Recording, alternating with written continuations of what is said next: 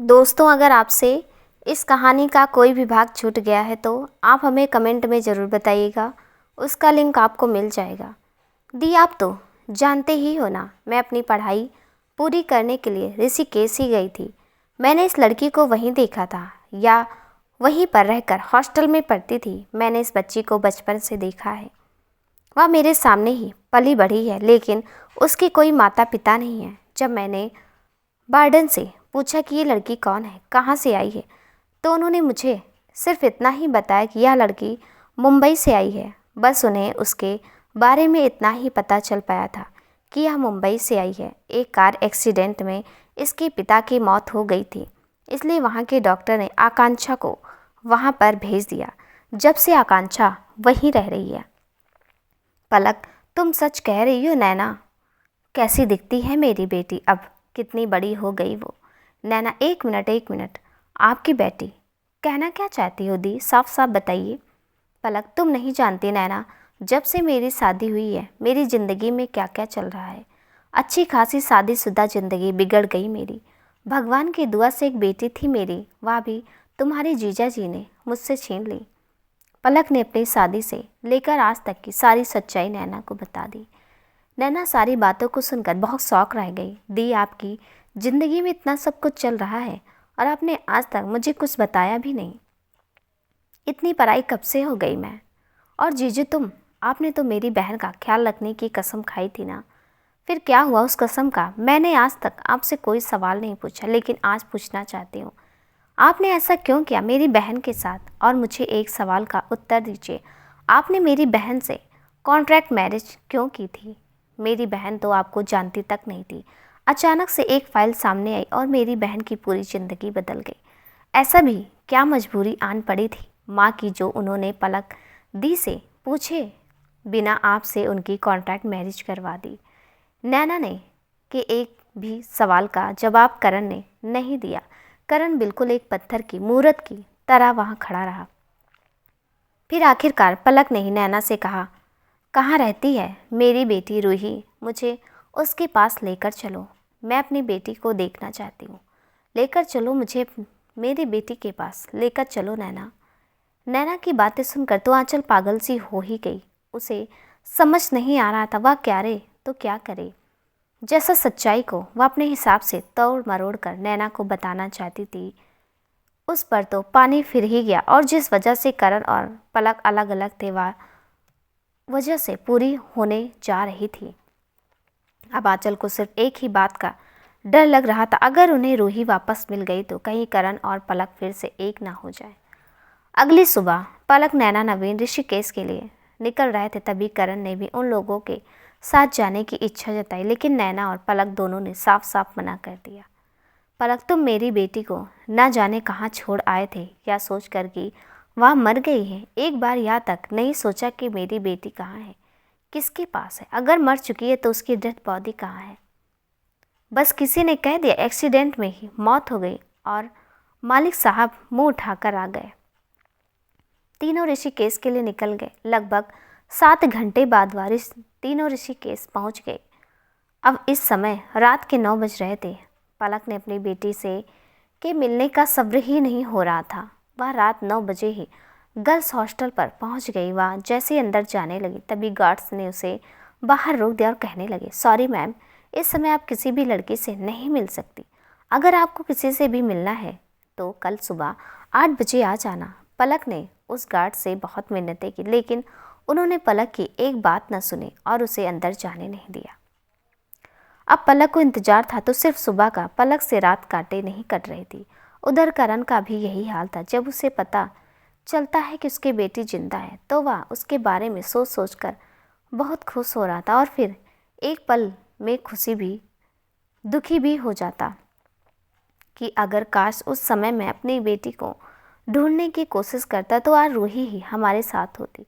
चलो कोई बात नहीं, रात कितनी ही अंधेरी हो, उस अंधेरी रात के बाद एक चमकता हुआ सूरज जरूर निकलता है। लेकिन ये अंधेरी रात पलक, नवीन और नैना से कट ही नहीं रही थी। जैसे तैसे कर पलक, नैना, नवीन तीनों सो गए। जैसे सुबह हुई तीनों तैयार होकर रूही से मिलने निकल गए। उधर गर्ल्स हॉस्टल में लड़कियां हमेशा आकांक्षा, रूही को हमेशा चिढ़ाते थे कि वह एक अनाथ है, ना उसकी माँ है ना उसका बाप। ऐसा ही आज हो रहा था। जब से आकांक्षा की क्लास की लड़कियों ने केमिस्ट्री का टेस्ट दिया था, वह तब से ही आकांक्षा को चिढ़ा रही थी कि तू अनाथ है, नाथ। क्योंकि आकांक्षा हमेशा अपने टीचर का कहा मानती थी और टीचर ने साफ साफ मना किया था कि कोई भी किसी को भी चीटिंग नहीं कराएगा। बस आकांक्षा ने किसी को टेस्ट में कुछ नहीं दिखाया। बस जब से ही लड़कियां शुरू हो गई, आकांक्षा की क्लास की लड़कियां आपस में बात करते हुए आकांक्षा को सुनाने लगी। पता है तुझे मेरी माँ मुझसे क्या कहती है? मेरी माँ कहती है कि तू आकांक्षा के साथ मत रहा कर, क्योंकि वह तो खुद अनाथ है और किसी अनाथ की परछाई तुझ पर पड़ी गई तो कहीं तू भी अनाथ ना हो जाए। क्लास की लड़कियां आपस में बात करती हुई आकांक्षा को सुनाने लगी। तभी आकांक्षा चिल्लाते हुए बोली, मुझे वार्डन मैम ने कहा था कि मेरे माँ बाप एक दिन ज़रूर आएंगे। तुम लोग देख लेना, मेरे मम्मी पापा मुझे लेने ज़रूर आएंगे। तभी थोड़ी दूर पर आते हुए नवीन, नैना और पलक ने आकांक्षा को देख लिया। नैना आकांक्षा को देखकर चिल्लाई, पलक दीदी, वह देखो आकांक्षा, मेरा मतलब रूही, मेरी भांजी। जैसे पलक ने आकांक्षा को देखा तो वह भागकर सीधा उसके गले लग गई और रोने लगी। उसे अपने सीने से इस तरह लगा लिया जैसे अब उसे कभी अपने आप से दूर नहीं जाने देगी और कहने लगी, तुम नहीं जानती बेटी, मैंने यहाँ 10 साल तुम्हारे बिना कैसे गुजारे हैं। I miss you, I miss you, I miss you a lot. Akanksha, aunty आप कौन हो? आकांक्षा, आंटी आप कौन हो? आपने मुझे ऐसे गले क्यों लगाया? मेरे पापा मुझसे कहते हैं कि अनजान लोगों से नहीं मिलते। आप कौन हो? पलक ने आकांक्षा की एक बात न सुनी, सिर्फ उसे गले ही लगा कर रखा। और लगाती भी क्यों ना, आखिरकार उसकी 10 साल पहले खोई हुई बेटी जो मिली थी उसे।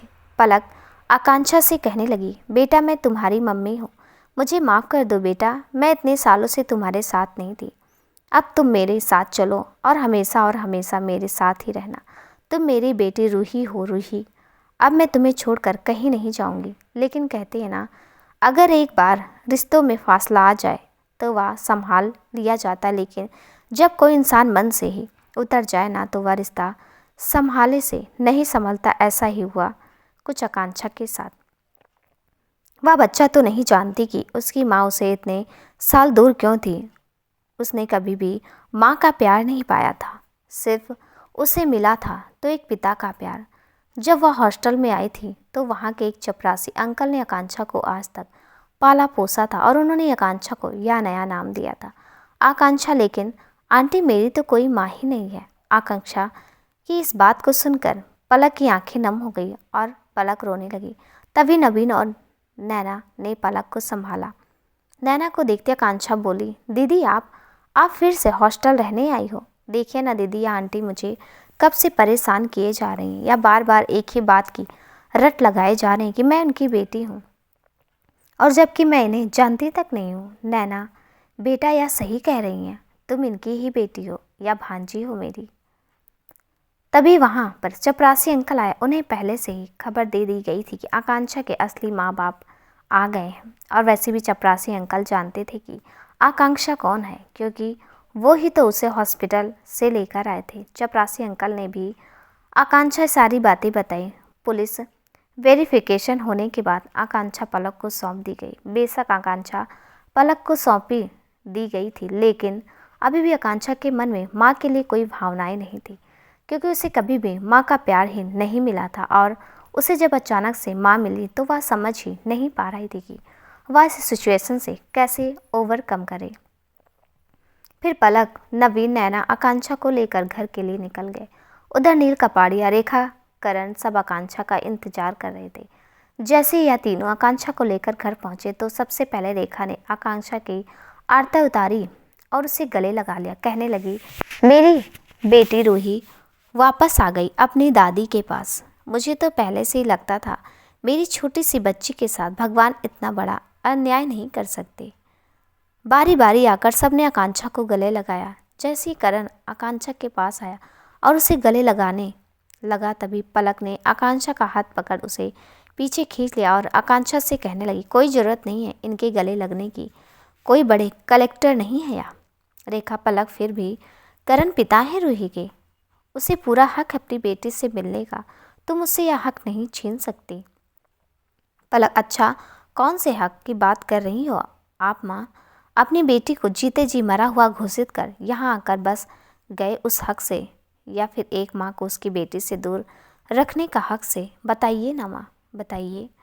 पलक की इन बातों का रेखा के पास कोई जवाब नहीं था, लेकिन नवीन ने पलक से कहा, भाभी मैं जानता हूँ भाई ने बहुत सी गलतियाँ की हैं जिसके उन्हें माफ़ी देना भी बहुत मुश्किल है, लेकिन अगर आप उन्हीं सारी बातों को पकड़ कर बैठे रहोगे तो ना आप अपने जीवन में आगे बढ़ पाओगे और ना भाई। आप दोनों इस समय एक ऐसे चौराहे पर खड़े हो जिसके सामने ना जाने के लिए रास्ते तो बहुत हैं, लेकिन चुना कोई रास्ता नहीं है। लेकिन भाभी, जिंदगी को आगे बढ़ाने के लिए उस चौराहे पर से एक ना एक रास्ता तो चुनना ही पड़ेगा। एक साथ दोनों में सवार नहीं हो सकते हम, अगर सवार होना है तो एक ही नाव में होना होगा। गौर कीजिएगा भाभी मेरी इस बात पर। इतना कहने के बाद नवीन वहाँ से चला गया। आंचल बहुत देर से आकांक्षा से छुपी छुपी घूम रही थी। आखिरकार आकांक्षा ने आंचल को देख लिया और कहने लगी, आंचल आंटी आप भी यहीं रहते हो? आपने तो कभी नहीं बताया कि आप मेरी ही फैमिली में रहते हो। पलक, बेटा तुम जानती हो आंचल को? हाँ माँ, यह मुझे हर समर वेकेशंस में मिलने आती थी। पलक, क्या? आकांक्षा की इस बात ने पूरे के पूरे मुसीबत में डाल दिया था। अब आंचल को कुछ समझ ही नहीं आ रहा था कि वह करे तो क्या करे।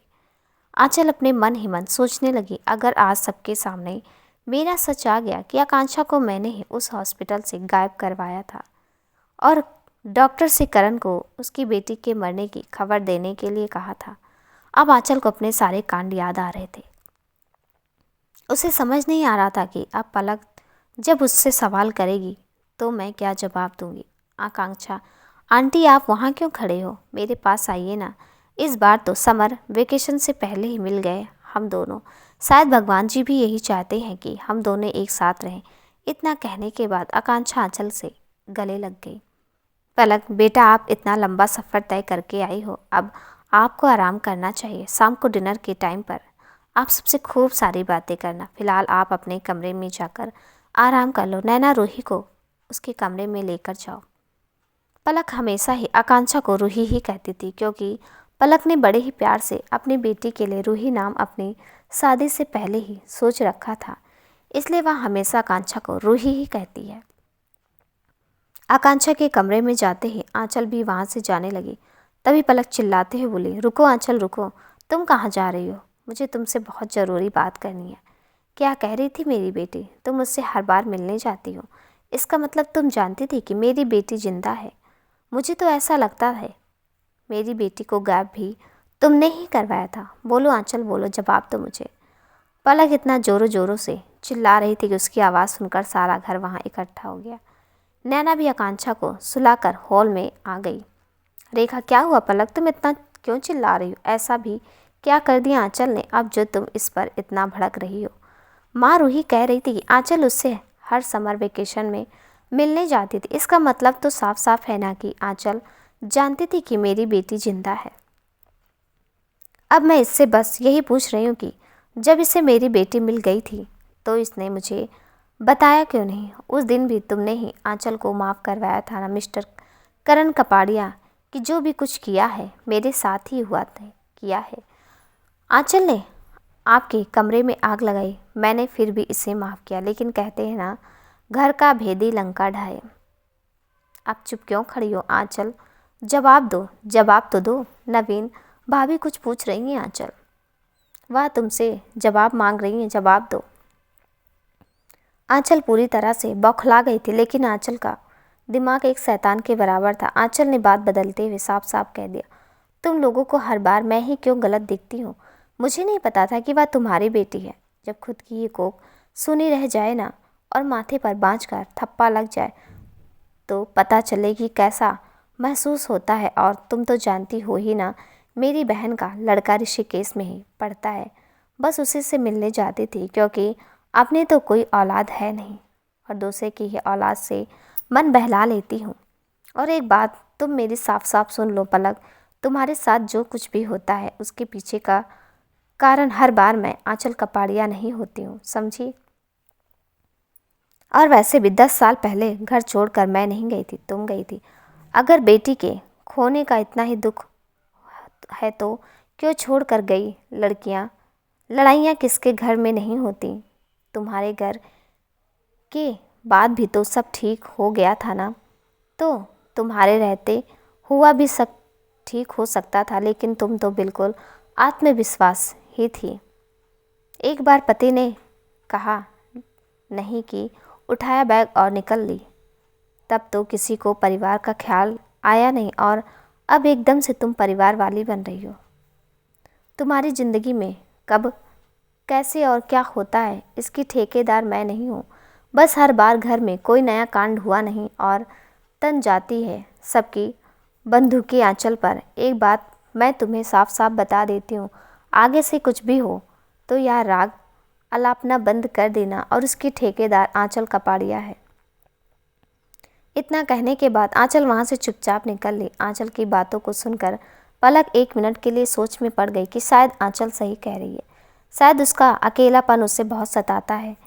थोड़ी देर में सब अपने कमरे में चले गए। आंचल लगता है सबके सामने कुछ ज़्यादा ही मुंह चला दिया आंचल, और क्या क्या बक रही थी। वहाँ जाकर बहन के बेटे की याद आती है, इसलिए उससे मिलने जाती हूँ, लेकिन मेरी तो कोई बहन ही नहीं है, फिर उसका बेटा कहाँ से आया? सब चुपचाप बैठे खाना खा रहे थे। पलक अपने हाथों से आकांक्षा को खिला रही थी।